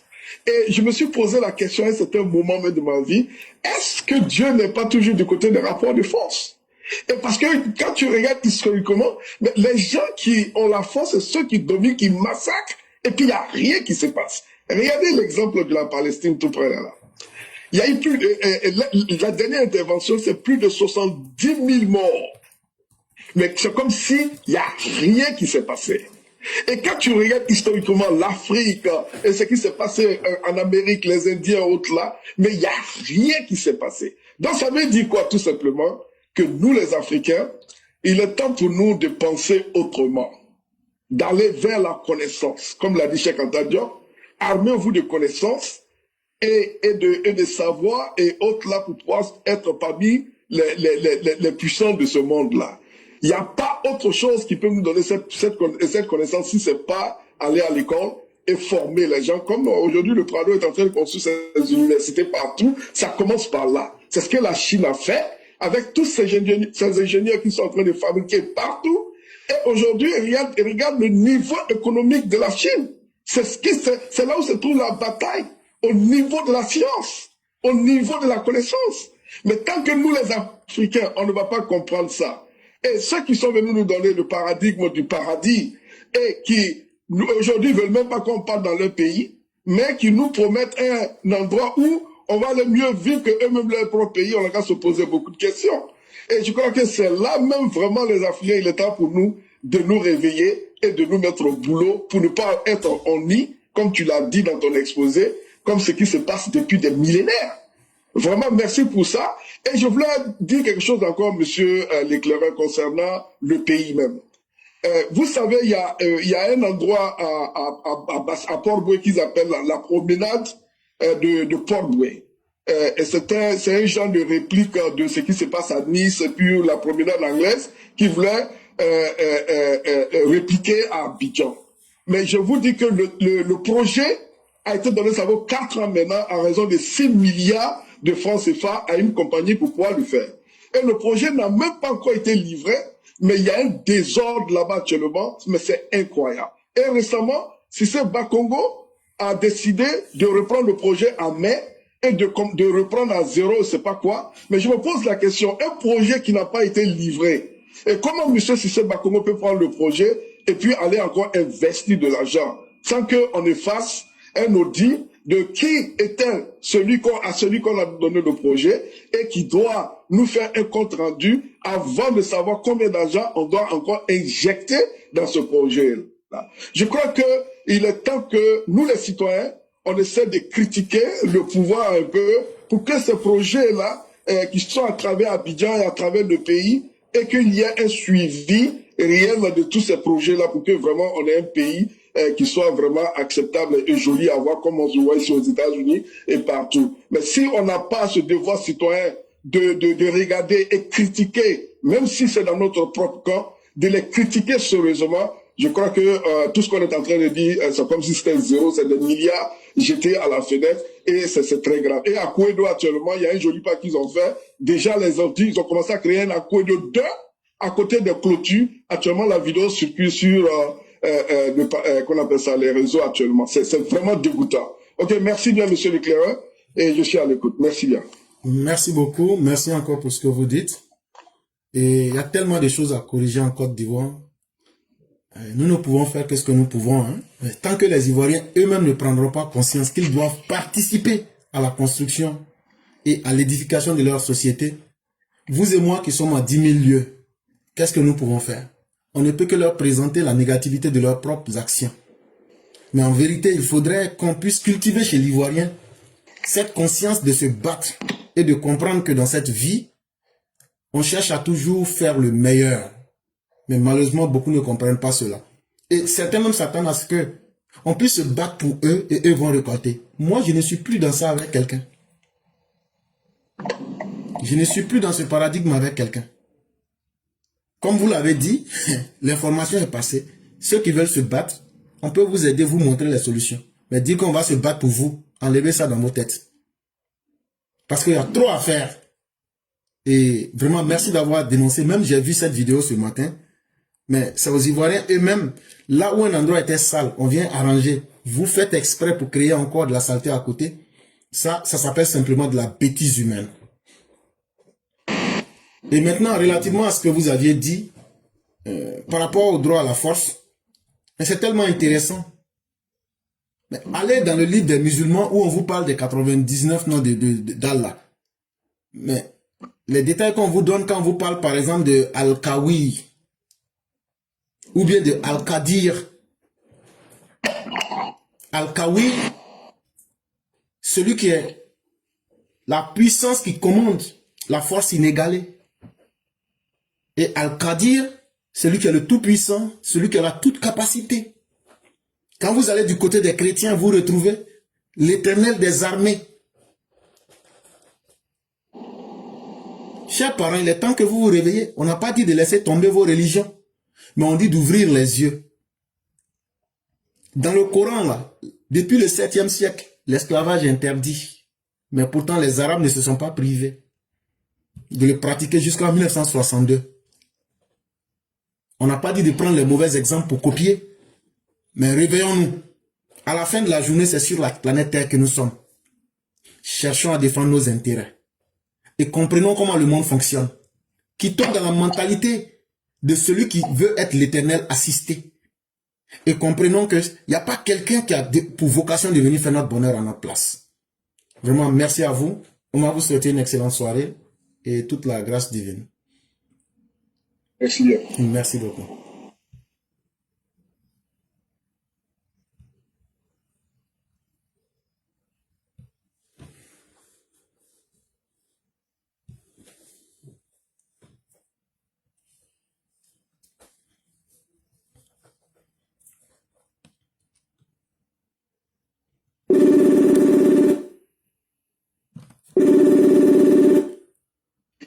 Allô? Allô? Oui. Bonjour, chère mère, comment allez-vous? Bonjour éclaireur, ça va mieux par la grâce de Dieu. Dieu merci. Et vous? Ça va, grâce à Dieu, tout va très bien.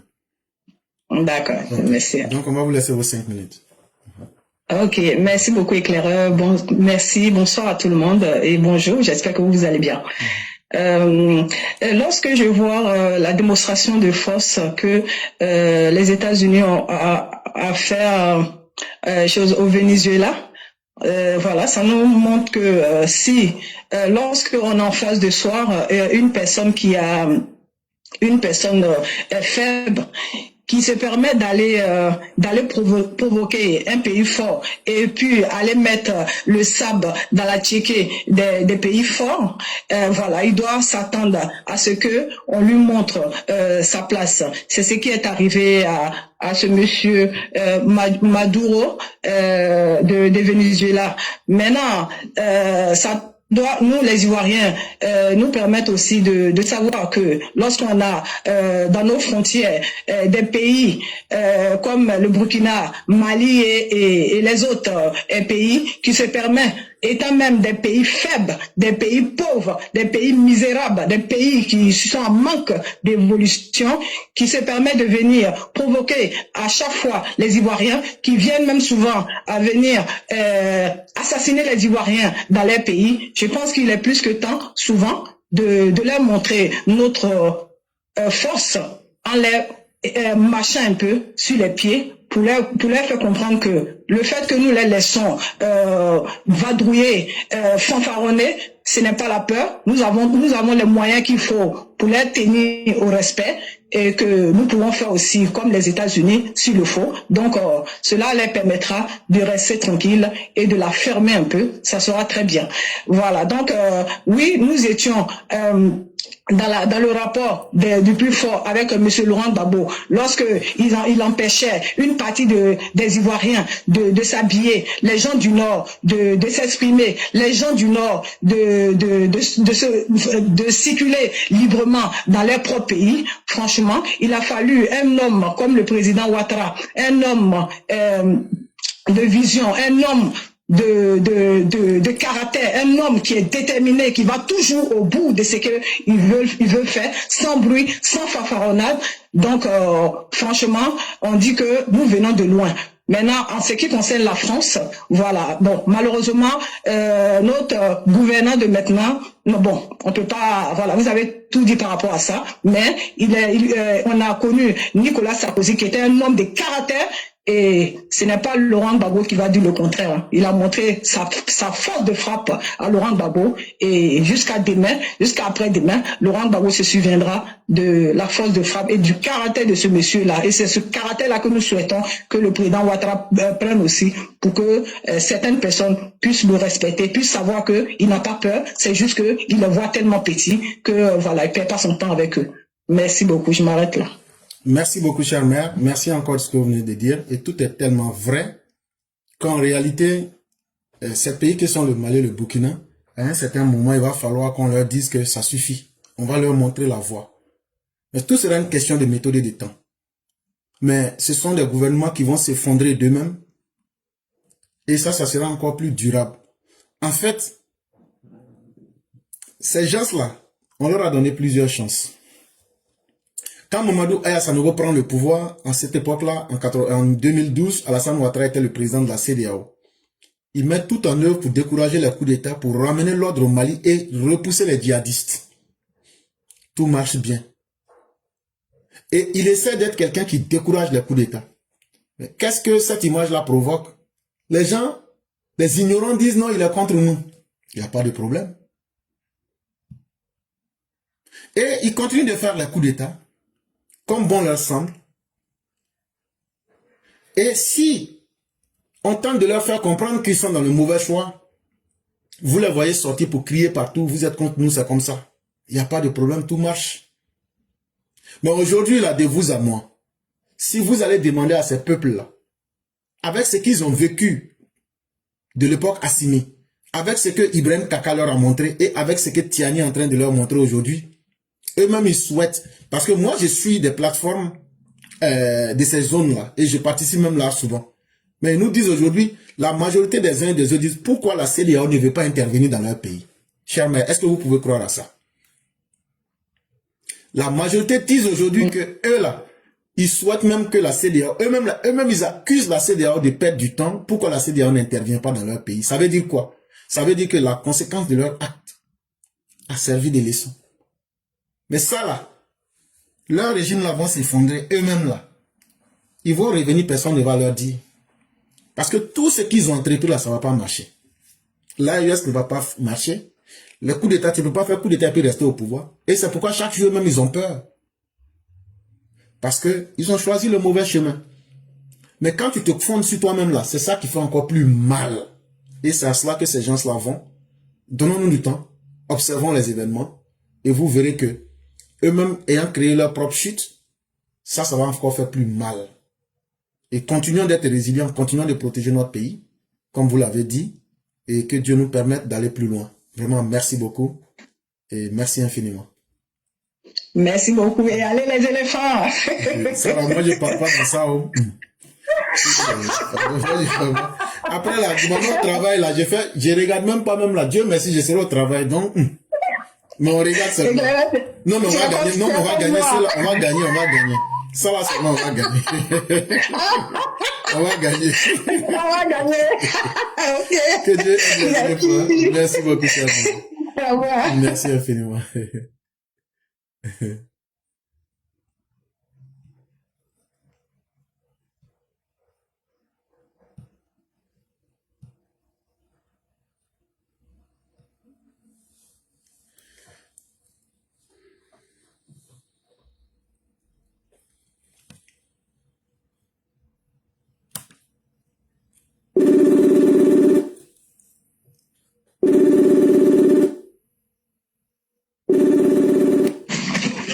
Allô? Oui, bonsoir le concurrent. Oui, bonsoir, cher frère Clara. Comment ça va? Allô? Oui, comment ça va, cher frère? Oui, je vais très bien, chez vous. Dieu merci, tout va bien. Donc, on vous laisse la parole. Alors, je vous remercie de me donner la parole. Aujourd'hui, je vais aborder deux sujets de société. Le premier sujet, il est relatif aux frais d'inscription dans les universités et grandes écoles publiques. Alors, le deuxième sujet, il est relatif au conflit foncier. Alors, ce qu'il convient de préciser dans un premier temps, les frais d'inscription dans les universités, grandes écoles publiques, au niveau de la licence 1 à licence 3e année, c'est de 30 000 francs CFA. Au niveau du master 1, master 2, c'est de 60 000 francs CFA. Et puis au niveau du doctorat, c'est de 90 000 francs CFA. Voici les tarifs qui ont été arrêtés par le gouvernement depuis le début du pouvoir. Alors, ces tarifs s'inscrivent, hein, comme on le dit, dans le cadre de l'action sociale. Donc 30 000 francs CFA, 60 000 francs CFA, 90 000 francs CFA, et je le précise bien, il s'agit des frais d'inscription dans les universités publiques et grandes écoles publiques. Alors ces temps-ci, il y a des rumeurs, il y a des grincements de dents. Qu'est-ce qu'il en est exactement? Vous savez, les élections sont passées, mais nous sommes dans un pays où on a besoin de faire du social pour toujours avoir un avis favorable vis-à-vis des populations. Donc dans ce cadre-là, les rumeurs ou les grincements de dents que nous entendons de part et d'autre, c'est pour interpeller les décideurs d'aller vérifier, d'aller regarder qu'est-ce qui se passe sur le terrain. Est-ce que les tarifs en question sont toujours appliqués? Est-ce qu'il y a des volontés de changement? Ou bien est-ce qu'il y a des décisions qui sont prises de façon unilatérale pour ne pas que ces tarifs soient appliqués? En tout état de cause, l'objectif, c'est de faire en sorte qu'il n'y ait pas de problème. Parce que nous ne voulons pas de problème, nous voulons un climat apaisé dans les universités et grandes écoles publiques. C'est nous ici, on s'est battu, dur comme fer, pour demander la dissolution définitive de la FESI. Cela a été fait et nous avons salué cette mesure. Mais de grâce, tout ce qui concerne le social en faveur des étudiants, il faut que ce soit maintenu. Nous sommes dans un contexte où il faut toujours agir dans l'intérêt supérieur des populations. Il ne faut pas que des esprits malins essayent de faire quelque chose qui peut se retourner contre nous. Donc c'est juste demander à l'autorité compétente d'aller vérifier sur le terrain. Parce que nous voulons que les choses se passent correctement.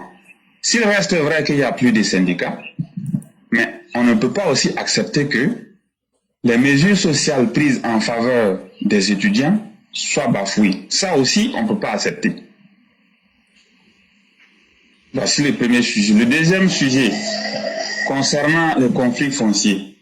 Ça, vous le savez, c'est un problème très grave qui est monnaie courante dans toutes les localités de la Côte d'Ivoire.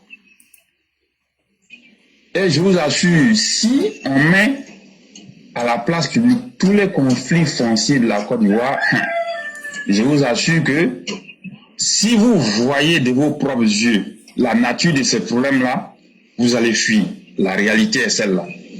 Personne ne va vouloir regarder ces problèmes parce que ce sont des problèmes qui sont trop. Mais ce que nous voulons dire, les conflits fonciers sont des problèmes qui peuvent être de nature à déstabiliser un pays ou bien qui peuvent être de nature à créer des conflits très graves dans un pays. Nous étions dans la période électorale, on n'avait pas voulu appuyer sur l'accélérateur. Mais la réalité, il y a beaucoup de choses à faire. Le président de la République, avec son premier ministre, y compris la Chambre nationale des rois et chefs traditionnels de Côte d'Ivoire, doivent se réunir pour regarder de très près, au cas par cas, la nature de ces problèmes-là et de trouver des solutions appropriées qui peuvent aller dans le cadre de l'apaisement. Une première solution de passer à l'ADU a été trouvée, c'est cette voie. Mais bien avant ça, il y a beaucoup de problèmes qui sont extrêmement graves qu'il va falloir chercher à trouver des solutions. Et l'une des solutions que je peux proposer aujourd'hui, les hauts cadres dans l'administration publique ou privée qui sont impliqués dans des conflits fonciers, qui ont déjà un niveau de vie qui est acceptable, nous leur proposons de chercher à régler à l'amiable les conflits fonciers où ils sont impliqués avec les populations. Et l'une des solutions, s'ils peuvent aller à un règlement à l'amiable où on va rétrocéder les terres aux populations à faible revenu, moi je pense que ça va être bon. Vous pouvez être fort, vous avez l'argent. C'est vrai que selon la loi, vous avez raison. Mais il y a une chose, la terre là, on ne joue pas avec la terre. Les problèmes de terre peuvent créer des problèmes suffisamment graves. Donc il revient au sommet de l'État, au chef de l'État, de regarder les hauts cadres qui sont impliqués dans les conflits fonciers. S'ils peuvent trouver un terrain d'entente à l'amiable où ils vont rétrocéder les terres aux populations à faible revenu. Il y a des cas où vous voyez que ce sont des populations à faible revenu qui sont opposées à des hauts cadres ou bien à des gens qui sont extrêmement riches. Si ces personnes qui sont extrêmement riches ou bien ces hauts cadres-là peuvent accepter en retour, contre compensation de ce qu'ils ont eu à dépenser, rétrocéder une partie des terres pour que la situation soit apaisée, il faut qu'on aille dans ce sens-là. Parce qu'il y a des localités où vous voyez des hommes qui sont puissants. Ils ont à eux seuls 100 hectares, ils ont à eux seuls 30 lots, 40 lots, 200 lots. Vous allez faire quoi avec tout ça? Une seule personne qui détient 200 lots, 100 lots, car vous allez faire quoi avec ça? Si on a trop vécu, c'est un siècle. Après les un siècle, rien ne prouve que ça va revenir à vos enfants. Vous allez en faire quoi? Vous voyez? Donc, si on peut trouver des règlements à l'amiable au cas par cas, ça va être bon. Au cas où la justice aussi s'impose, la décision de la justice fera force à la loi comme on le dit. Maintenant, dans les cas où, parfois, vous savez qu'on demandait de chercher les papiers, les ACD là, mais il se trouve que souvent aussi les coûts sont énormes. Les coûts pour quelqu'un, citoyen à moyen, à revenu moyen ou bien à faible revenu, souvent c'est pas évident. Donc si on peut essayer de revoir les coûts pour pouvoir avoir les différents ACD là à la baisse, ça va être bon. Autre chose, l'impôt sur le foncier, l'impôt sur l'habitation, si on peut aussi diminuer, tout ça c'est quoi? L'objectif, c'est la loi du grand nombre. Si vous dites par exemple à 10 personnes de payer 10 000 francs, ça fait 100 000. Il est encore mieux de demander à 100 personnes de payer 5 000 francs ou bien 7 000 francs. Si 100 personnes payent 5 000, ça vous fait 500 000. Si 100 personnes payent 7 000, ça vous fait 700 000. Mais si vous avez 10 qui payent 10 000, ça vous fait combien? Ça vous fait 100 000 francs. Vous voyez, non? Il y a beaucoup jusque-là qui traînent les pas pour aller chercher les papiers parce que justement, les coûts ne sont pas à leur portée. Ça, c'est un. Il y a beaucoup aussi qui n'ont pas encore cherché les documents pour leur maison parce que justement, les coûts. Or, une fois que tu as les documents, l'impôt s'enclenche. L'impôt sur le foncier, l'impôt sur l'habitation, ça s'enclenche. Donc, si on peut trouver une formule pour encourager tout le monde à aller chercher les papiers et diminuer aussi les impôts sur le foncier et puis l'habitation, pour que beaucoup d'argent rentre dans les caisses de l'État. Je pense que ça va être une très bonne solution pour tout le monde.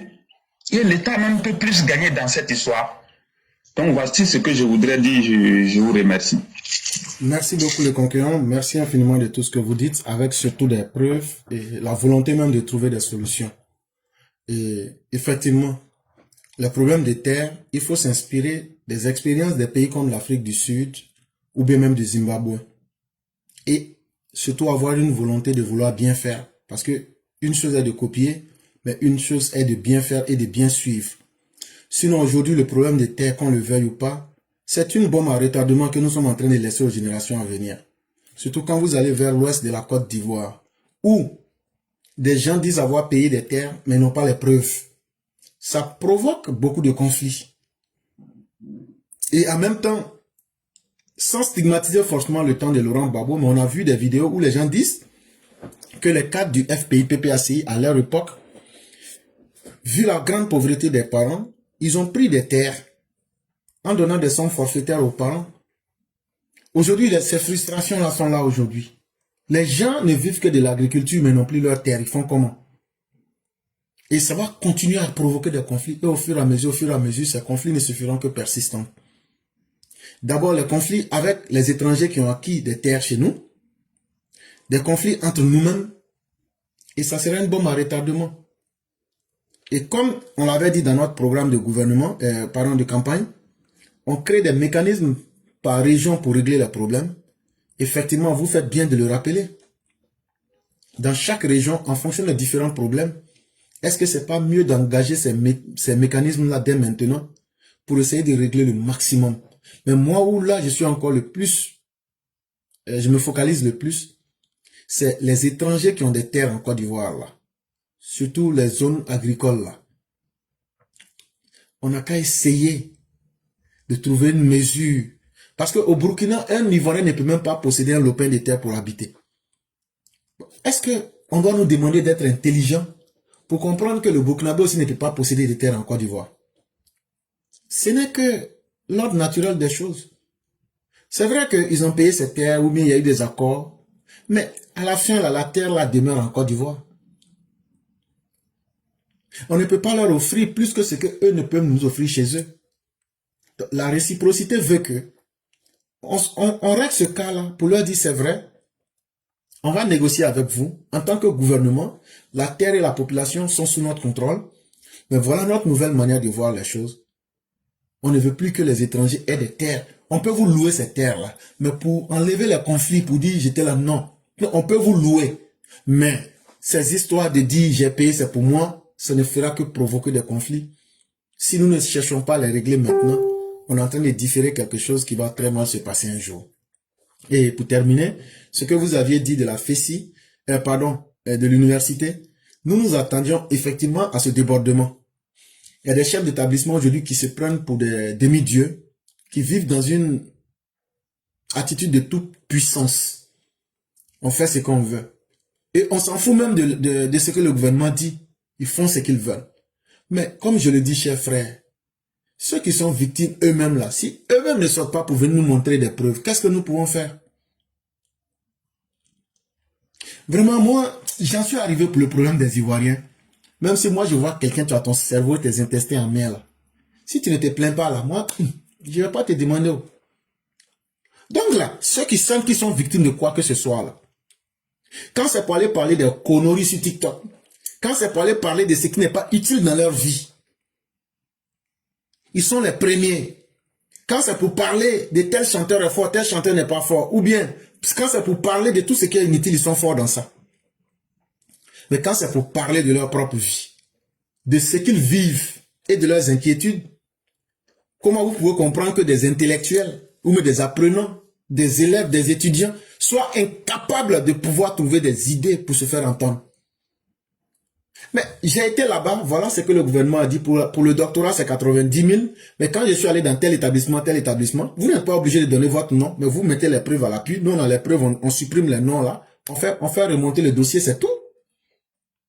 Ou mais vous évoquez ça clairement avec des preuves à l'appui. Ça, le gouvernement n'a pas interdit. Ou mais si vous ne voulez même pas tout ça, vous appelez le 102. Vous vous plaignez au 102. Et le gouvernement sera au courant. Mais si les gens même ne veulent rien faire, moi en tout cas, moi, dans ma tête aujourd'hui, je m'en fous des problèmes de quelqu'un. Ça ne me fait ni chaud ni froid. C'est pas moi mon problème. Donc, peut-être qu'on en parle, on va leur montrer la solution. Mais après ça, on s'en fout. Hein. Moi, je ne perds plus mon temps avec ça. Parce que le jour que ça serait un problème qu'ils voudront résoudre là, ils savent ce qu'ils doivent faire. C'est parce que ça ne leur fait pas encore suffisamment mal qu'ils jouent avec. Donc moi, j'ai fini par comprendre cette mentalité des Ivoiriens. Ça fait que je ne me tue plus encore. Et si quelqu'un vient me voir individuellement, je lui montre, je dis, bon voilà ce que tu dois faire, c'est tout. Mais dire encore que je vais me tuer encore pour quelqu'un, moi je suis quitté dans ce registre-là il y a longtemps. Mais vraiment, vous faites bien de le signaler. Le jour que ça sera un problème qu'eux-mêmes vont sentir, ils savent ce qu'ils doivent faire. Donc vraiment, merci beaucoup. Merci d'avoir mis ces problèmes en nu. On espère que les uns et les autres vont prendre conscience et se mettre dans le combat. On ne va pas continuellement se battre pour eux, pour faire leur bonheur. Mais c'est ensemble qu'on pourra les aider à faire leur bonheur, autant que le bonheur de la Côte d'Ivoire. Vraiment, merci beaucoup. Je vous remercie beaucoup. Excellente émission à tout le monde. Merci beaucoup. Mesdames et messieurs, nous allons terminer avec Mère Changi. C'est avec elle que nous allons fermer le direct. Lorsqu'elle aura fini, et on va passer à la conclusion. Donc, nous disons merci à toutes les personnes que nous ont suivis aujourd'hui, de ne pas seulement écouter ce que nous disons, mais de matérialiser cela, de mettre ça en acte, pour voir si ce que nous disons est vrai ou pas, si c'est faisable ou pas, et de venir nous faire le retour. Parce que nous ne parlons pas simplement. Nous voudrions que ceux qui nous écoutent prennent le temps de changer leur vie et de changer même la société ivoirienne à travers ce que nous disons.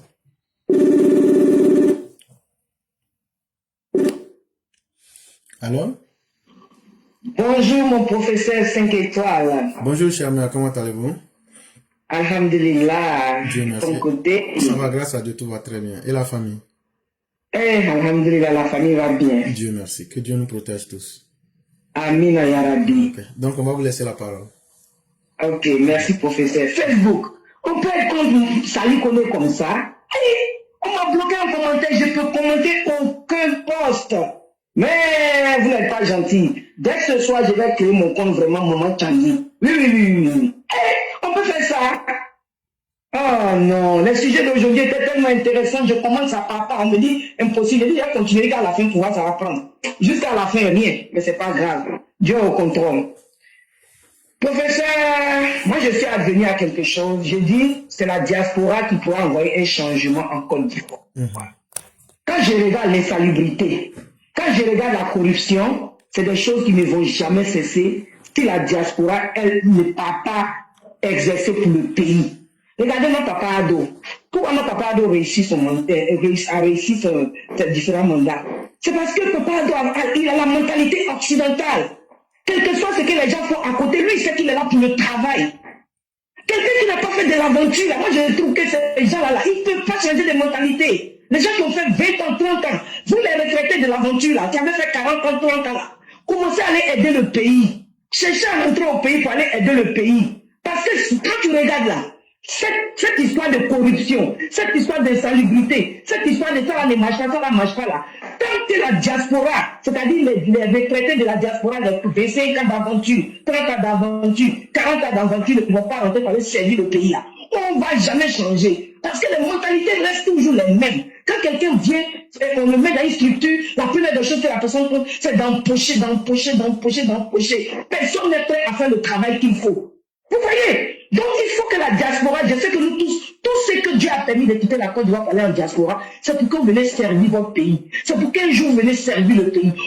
Dieu nous a pas fait tous quitter le pays pour rien. Ceux qui savent, qui ont les capacités de pouvoir aller servir le pays là, tout ne va pas servir la Côte d'Ivoire. J'ai dit, quel que soit ce qui va se passer là, ça ne va pas aller quelque part. Je me rappelle quand j'étais allé à Dakar, j'ai vu que Dakar était propre, mais on m'a fait savoir que c'est la diaspora dakaroise qui travaille comme ça. Je ne connais pas aujourd'hui avec sous les jeunes, je ne suis pas encore arrivé sous eux, mais on me dit que c'est la diaspora qui rend le pays là beau. Ah oui, c'est la vérité. Parce que l'Afrique, même nos mentalités là sont archaïques. Moi-même, je me mets là-dedans. Si je n'avais pas quitté le pays, peut-être ma manière de penser aujourd'hui, je ne l'aurais pas. Mais si Dieu m'a permis de quitter, c'est parce que je viens me former. Donc, vous tous qui êtes formés, qui peuvent servir le pays là. Vous qui êtes à la retraite, diaspora, 30 ans, 40 ans d'aventure là, allez-y servir la Côte d'Ivoire. Sinon, on va laisser la parler des mêmes problèmes là tous les jours. Ça va jamais cesser. Professeur, c'est ce que j'avais à dire aujourd'hui. Je n'ai pas empiété sur ton temps. Et encore, je dis, bonne chance à nos éléphants. On leur fait confiance. On sait que ce match-là, c'est pour nous. Ce match-là, c'est pour nous. Parce que c'est CDAO comme AES. Ibrahim Kakala, il n'a pas de respect à notre président. Montrez-lui que notre président doit être respecté, même sur terrain. Donc, Inch'Allah, bonne chance à nos éléphants. Victoire pour vous. N'ayez pas pitié d'eux. À moyen de marquer tous les buts que vous pouvez. Aucune pitié. Merci, professeur. Je m'arrête là. Que Dieu protège papa de tous ceux qui l'entourent. Que Dieu protège la Côte d'Ivoire. Professeur, toi-même, que Dieu te protège toujours. Demain, je serai là avec Tanguy, Inch'Allah. Merci. Il n'y a pas de problème, chère mère. Et vraiment, merci beaucoup. En tout cas, nous sommes extrêmement attaqués, mais on essaye du mieux que nous pouvons pour faire et nous maintenir. Sinon, ce n'est pas facile. Même avec les comptes que nous parlons, vous savez, ce que nous disons ne plaît tellement pas à beaucoup de personnes que constamment on est signalé, mais on fait l'effort d'être là. Et donc, c'est évident que vous ayez un nouveau compte pour essayer de minimiser quand même les effets. Et cher, mais ce que vous dites, c'est totalement vrai. Parce que voyez-vous, même quand tu es au pays, la proximité et puis le fait que les gens se connaissent et puis la question de mentalité fait que les gens retournent toujours à ce qu'ils ont toujours l'habitude de faire. Il faudrait que nous évoluions. Il faudrait que nous changeons de manière de voir les choses. Malheureusement, beaucoup ne voient pas la nécessité tant que le drame n'arrive pas. Les gens aiment voir un malheur avant de comprendre que c'est ça un malheur. Mais quand tu as l'habitude ou la chance de sortir, tu arrives à comprendre beaucoup de choses et tu peux anticiper. Mais cher, mais il y a encore un autre problème. Quand tu quittes ici et que tu vas, l'intégration n'est pas toujours la chose la plus facile. Et aussi, c'est au gouvernement même de créer le cadre pour essayer aussi de cibler les gens en fonction de certains objectifs. Parce que tu vas quitter ici, tu vas partir. Si c'est pour qu'on te mette des bâtons dans les roues, pour que tu perdes des deux côtés, les gens se posent aussi cette question-là. Il y a des gens qui finissent ici, qui veulent vraiment aider, mais quand tu arrives là-bas, on te met dans des conditions où ce sont les bâtons qu'on te met, on te met du sable dans la machine. Finalement, c'est une manière pour que tu deviennes comme eux ou même que tu baisses les bras. Voilà aussi une des raisons qui fait que les gens se disent finalement pourquoi aller perdre mon temps pour tout ça. Sinon, vraiment, il faut que notre société ivoirienne soit aidée. Parce que les gens qui sont restés au pays ne comprennent rien. On leur explique. Même la simple volonté de se lever pour questionner. Pourquoi il y a une taxe sur les ordures prélevée par la CIE? Mais faites ça un bruit. Faites un bruit. Allez sur le 102. Pourquoi la ville est sale alors que vous continuez de nous prélever les taxes? Quand que la ville est sale, arrêtez. Mais ça ne les intéresse pas. Bon, cher, mais quand c'est comme ça, qu'est-ce que vous voulez qu'on fasse? Mais bon, on aura fait ce qu'on peut. Et pour moi, ça s'arrête à ça. On va pas changer le monde pour faire le bonheur des autres. Et quand tu changes, quand tu fais le bonheur de quelqu'un, la personne ne va jamais apprécier. Donc, pourquoi se fatiguer pour faire? C'est à nous-mêmes de nous lever pour nous battre. Et on espère que quand le malheur sera aux portes des uns des autres, ils vont le faire. Comme c'est pas encore gâté, mais laissons ça comme ça. Là, le jour que ça va se gâter, maintenant, là, on va se lever tous, on va faire ça ensemble. Donc, chers amis, on va mettre une fin à l'émission. On va vous laisser faire la conclusion. Merci à ceux qui nous ont suivis. Merci à ceux qui ont confiance en ce que nous disons. Mais surtout, prenez toujours le temps de vérifier ce que nous disons pour vous assurer que ce qui est dit est vrai. Donc, ce que vous entendez qui est nouveau ou bien qui est bizarre dans ce que je dis là, tapez sur Google pour vérifier. Là, comme ça, vous allez dire, en plus de ce qui a été dit, j'ai moi-même fait des recherches pour voir ce qui est vrai ou même ce qui n'est pas vrai. C'est ça la connaissance. Là, maintenant, votre certitude sera assise sur deux certitudes. Oui, éclaireur a dit, mais je suis allé vérifier. Voilà encore comment j'ai fait et vous aurez une certitude encore plus évidente. Et maintenant, là, ce que vous pensez être vrai, là, si vous êtes en Côte d'Ivoire, mais pratiquez-le pour qu'on sache si ça marche ou pas. Ça, c'est très important. Donc, cher, on vous laisse faire la conclusion. Ok, merci professeur, vraiment merci beaucoup. Et comme tu l'as dit, c'est vrai, au pays aussi, ils sont prêts à mettre les bâtons dans les roues. Donc, vraiment, mais sans ça, le professeur, il y a un long chemin encore à parcourir. Voilà, il faut que nos dirigeants même se rendent compte qu'ils ont besoin de ces gens de la diaspora qui ont fait des dizaines d'années. Voilà, ils ont besoin de leur expertise, au fait, ce qu'ils ont appris de l'autre côté pour pouvoir venir aider le pays. Sinon, on restera comme ça. Ah oui, parce que l'Africain ne changera pas de mentalité aussi facilement. Merci, professeur. Que Dieu te protège. Que Dieu protège Papa Ado. Que Dieu protège tous ceux qui l'entourent, ainsi que tous nos combattants qui veillent toujours à la sécurité et au bien-être de la Côte d'Ivoire. Merci, professeur, et excellente journée à tous. Inch'Allah, on sera demain. Victoire pour la Côte d'Ivoire. Inch'Allah. Merci, professeur. Merci beaucoup, cher mère, et que Dieu nous accorde la victoire. Excellente soirée. Amen. Et que la grâce divine demeure en nous. Amen, amen, amen. Merci beaucoup.